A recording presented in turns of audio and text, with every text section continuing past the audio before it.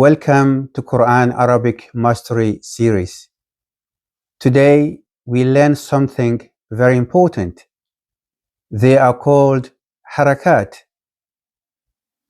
the three short vowels a, I, U. Let me take you to the screen so we practice them together. Example: ba, bi, bu. Now we start with the first sound. It is called Fatḥah. It sounds ah.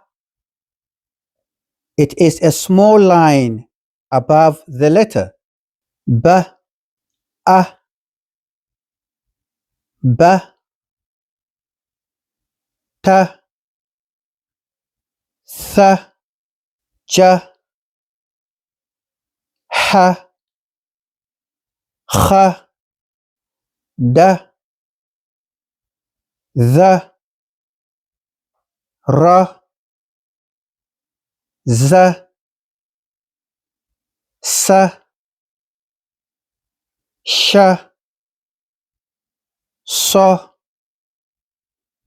da, ta, dha, a, gha, fa, qa, ka, la, ma, na, ha, wa, ya. Keep the sound short, not long.